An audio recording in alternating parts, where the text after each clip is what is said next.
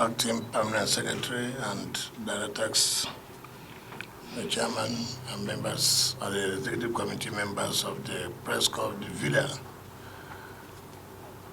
the Press Corps of the FCTA that are here, gentlemen, ladies and gentlemen, let me sincerely welcome my dear brothers and sisters for this courtesy call. I know that when I came to the villa, the chairman had requested that there was a need for them to pay a courtesy call on us, and I did not hesitate and make sure that the approval was given. Let me assure the press corps of the FCT, don't need to, because I'm saying your countenance, your face have changed. You don't need to fear. You don't need to fear, because whether I like it or not, I also have activities in the villa. Yes, sir. So there are people who are there to cover the activities that have been carried out in villa. So if you only remain within FCT, you have no opportunity to go to the villa. So who will report all the activities I carry out? So they are the ones that will report. So you just say that nobody is taking away your position, so that you don't need to be scared. When you were speaking, I was watching your faces. I saw that you were not too comfortable. So please, you're entitled to what you're entitled to, and I will not abandon also. There are things that are going on there. I need information. They also have to let me know. So these are things that are very, very relationship is key to whatever you are doing. You see him talk about when I was minister. So that relationship is always there. So let me assure you that as the FCT minister, we are here as their landlords. We'll give you all the necessary support you think we should. Today is like a coincidence, because I was trying to have a press briefing today. Coincidentally, you came. So I said, okay, let's use one stone, okay, to that. And to also let you know why the press is not only to report negative activities, it should also report positive things that happen in government. It's not to report every time, oh, there is insecurity here. It should also report the good things about the government, what they have done. Particularly when you see Mr. President's Renewed Hope agenda, it should be interesting to note that what are the priorities of Mr. President? What is the essence of Renewed Hope? It means that the hopes were lost, right? And he said, look, you don't need to lose hope. We'll bring back those things that have made you to lose hope. And that is key. And I want to start with the FCT. One of the reasons why I accepted to work with Mr. President is because capacity and the political will to do those things people are afraid of doing. Part of the problem in this country is leadership. So many people don't want to take actions that they believe that, oh, some people will be angry. No, there's no action you take that everybody will be happy. But what is important is that you are guided by law and your conscience. You are guided by the interests of Nigerians, not by the interests of me, the Minister of FCT, or any other person. In 2018, the National Assembly passed a bill into law, which was assented by the former Vice President, Osibajo. When he was acting as the President, he assented to that bill that became law that FCT should have civil service commission. Everybody had been running away. Nobody wants to. And what is it? The entire civil servants in FCT, they are all lost hope. Why? You cannot be here and be a permanent secretary. You can't. And you can imagine your career, or all your life, what you are hoping to get to the apex of your career. But no way, because there's no civil service commission. And nobody has the political way to implement it. Everybody's talking about, oh, if I'm the head of service, it will reduce my power. It's not about you. It's about institution. It's not about me. It's not about the president. Because the president will come and go. Minister will come and go. So also head of service will come and go. But what is important is, if National Assembly has passed a bill into law, which has been assented by Mr. President, then what is wrong in implementing that law? One day, I was reading economist write-up, and he was saying, oh, nobody has been able to implement that law. I said, I didn't even know the existence of such a law. I made a memo to Mr. President. Mr. President, look, you have the Renewed Hope agenda. The civil servants in FCT are suffering. They have lost hope. They are not committed to working, because what am I working? At the end of the day, I can't get to the apex of my career. And this is so, I said, look, we must implement that 2018 Act as passed by the National Assembly. If there are challenges, of course, there is no law that is perfect. If there are challenges, you can only know challenges when you start implementing.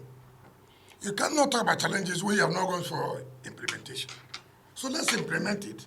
Whatever challenges are, then we begin to say how we can make amends. But let the civil servants have that hope that yes, all our efforts are not in vain. I can tell you authoritatively, Mr. President has given approval for the establishment of Civil Service Commission for the Federal Capital. And that is what everybody would want. I'm working somewhere, I have hope I will grow tomorrow. How do you see where the directors, in the next few years, they all retire? Nobody has hope to go more than a director. I don't think it is good for the system. And that is the essence of the Renewed Hope agenda. So that people should also thank Mr. President for being bold, to do those that everybody was afraid of doing. And he said, I will do it. And he has done it.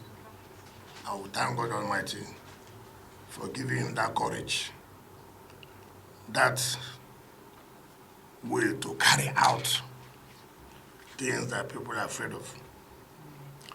Secondly, Mr. President, his priority area said he will have to run a government of inclusivity, not exclusivity. That all spheres of people, stakeholders have to be carried along in terms of, look at FCT. You don't have anywhere called women secretariat or whatever, mandate secretaries. You have mandate secretary of everything, but not women. And in the world we're in today, how can you talk about the governance, development, without including women? I would say, look, you must create a mandate secretary that will take care of women as what we have in other states as Commissioner for Women Affairs. So there must be that in FCT. to give them that inclusivity. And as I speak to you, Mr. President also approved that we have a mandate secretary for women. I believe that by Monday or Sunday, we will inaugurate the mandate secretary for women affairs. It is very, very important to bring back women. Thirdly, we have talked about what is going on in FCT. The city is not growing like what it's supposed to be. We have projects littered left, right, and center. Projects are awarded without financial backup. And that's why you have, take for example, so many projects were awarded 2002, up till now. You can imagine a project that was awarded 2002. How many years now? 21. 21 years. You can imagine what the cost now will be. And what was responsible? We have then to join the single treasury account, where all accounts with the central bank. Now, central bank cannot give us loan. So we don't play with the wider financial market to source for funding. And that's why you see, even the IGR you have are spent as they come. Of course, I don't want to name names, but they cannot tangibly do anything with it.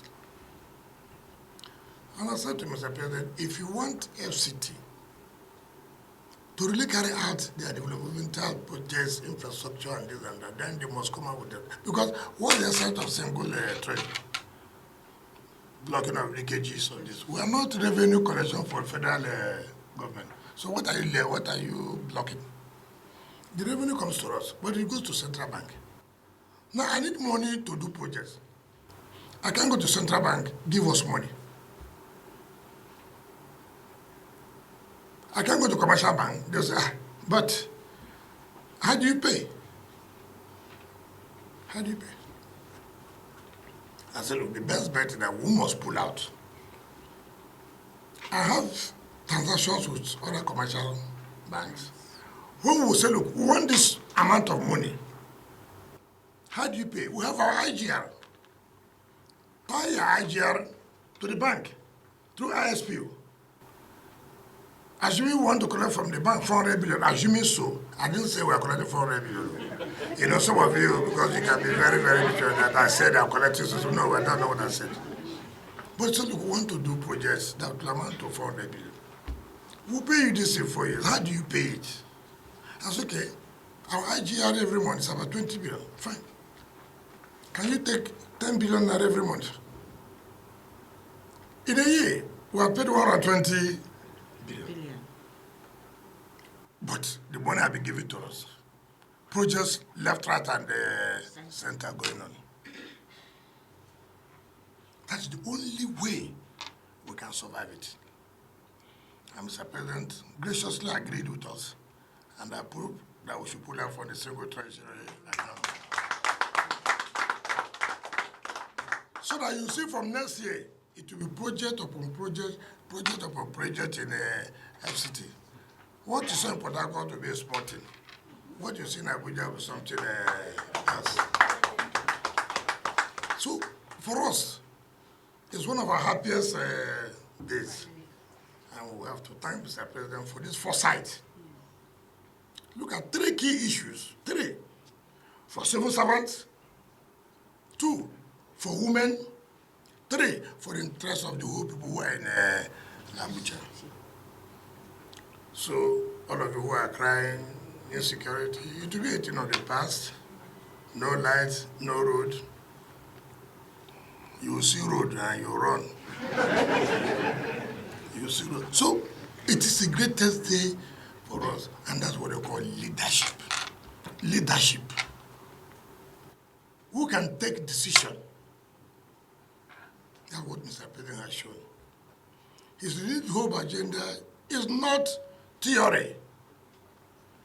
That's why I say it is not only when Naira has depreciated, you report. When other things are done well, you will not report. But I report this one fully now. because this one touches on civil servants, this one touches on women, this one touches on the residents of Abuja, of FCT, which all of us will be direct beneficiaries. So I think maybe you brought this luck, because I was busy like yesterday. That's when all these approvals were given. You know. So I'm not talking about they told me. It's not they told me, because it's here. It's here. All have been conveyed to me to carry on. People may kick against it, but you see, it's not personal. It's about the growth of the city. It's about the welfare of the civil servants. It's about the interest of our mothers, our sisters, and our wives, for the interest of women, which is key. So I thank all of you, but I have to let you know this is where we are today. So women, each time, the grand time, Mr. President, civil servants. Now, every time you people, nobody can satisfy you people. You're just like labor, So go and sing and thank God. Go to church, go to mosque, go to the shrines that you believe that you believe in, and say, God will thank you. For how many years this fight has been on, and see in how many months Mr. President has done it. That's why I would say don't worry, 1 year's time you will see what will happen. It's been bad, it's not easy, but when the will is there, of course, you will get the answer. So thank you and God bless you. I get big lens, still they go through.